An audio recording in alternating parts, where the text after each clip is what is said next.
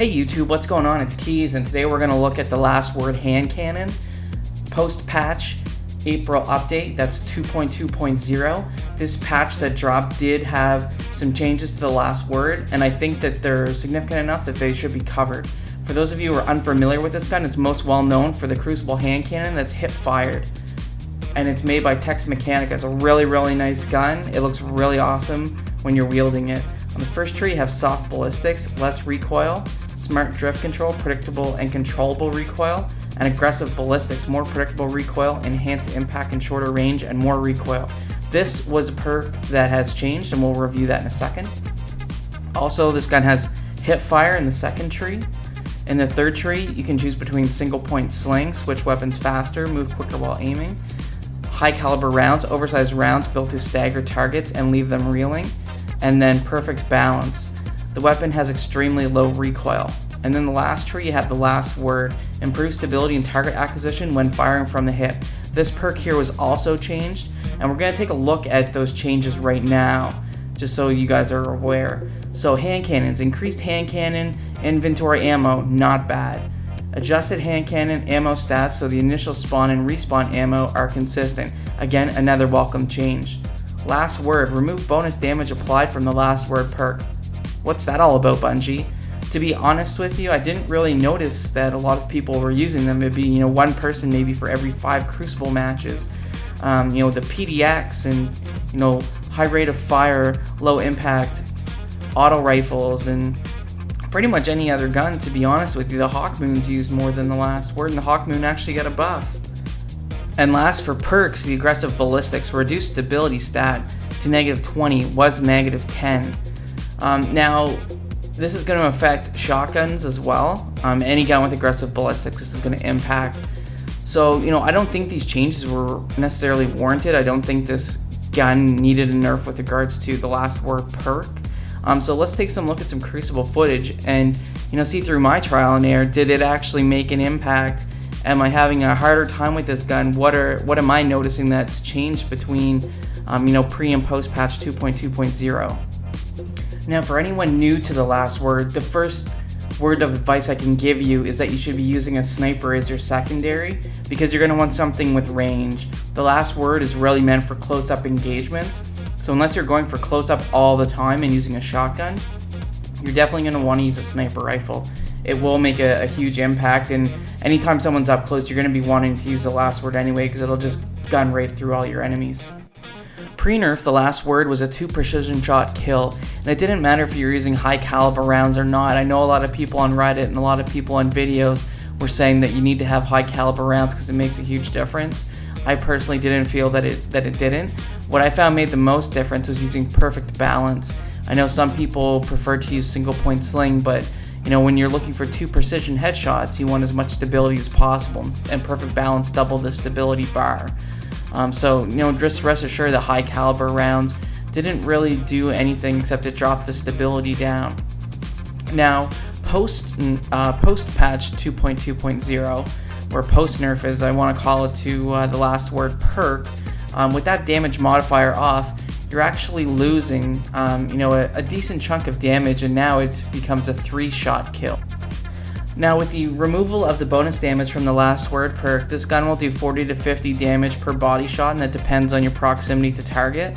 And for a headshot, you'll be hovering around the 75 damage range. Now, the damage will change depending on your game mode. So if you're playing one where light level matters, so PvE, Trials of Osiris, or Iron Banner, those stats can change. In the last Iron Banner that I participated in, I did have a headshot that actually ranked at 104, so obviously that person was probably just close enough to get into the Iron Banner brackets. But most of the people that you're going to go against are going to be anywhere from 310 to 330 is the common range. So you can expect to do about 72 to 80, somewhere in that range, with 75 being the norm. I did notice that the stability was a bit harder to control based on the change to aggressive ballistics, but in all honesty, it was just me adjusting my playstyle a little bit more to counteract that recoil. I didn't really find like aggressive ballistics change made that much of a difference on this weapon. The thing that made the most difference again was the removal of the last word perk.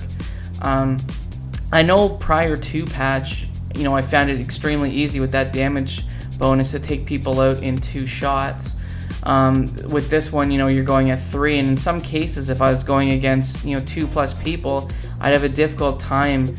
So it does not do as well in mobs. When you're doing 1-on-1 or 1v2, you're pretty much going to win every time. But once you start adding additional guardians to that mix, you're going to be in a situation where you're reloading, and someone's going to come and shoot you. That's kind of the reality of the thing.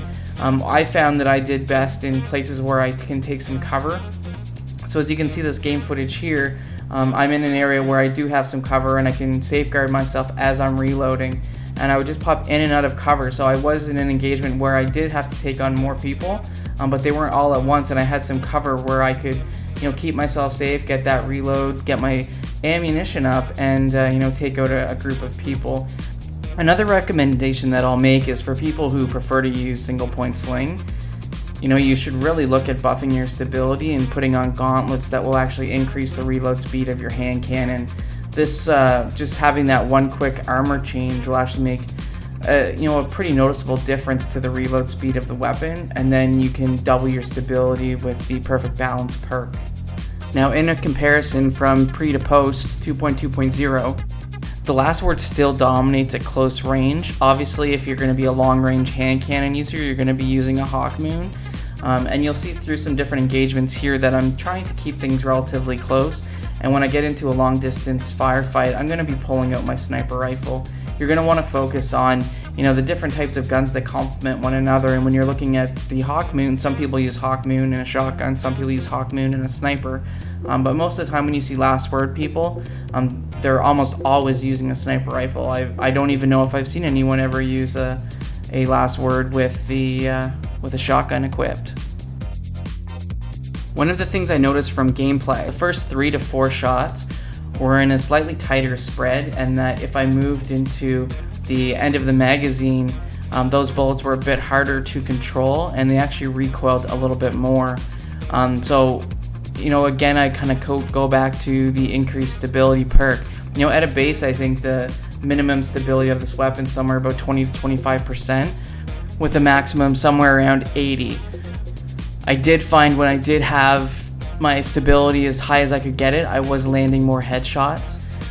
Obviously, with aggressive ballistics and people that are going to be using that perk, you're going to have that -10. But all in all, I did use that perk, and I didn't notice as much of a difference when I first saw that they were taking the stability from a -10 to a -20. I did kind of freak out a little bit, thinking that this gun was somewhat ruined.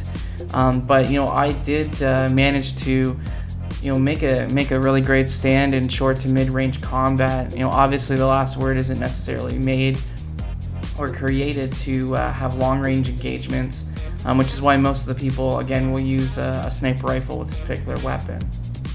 The damage drop-off still somewhere around the same range. It's about 6 meters, 11 meters, and 18 meters, and the damage drop-off at those distances is about 3 damage points per.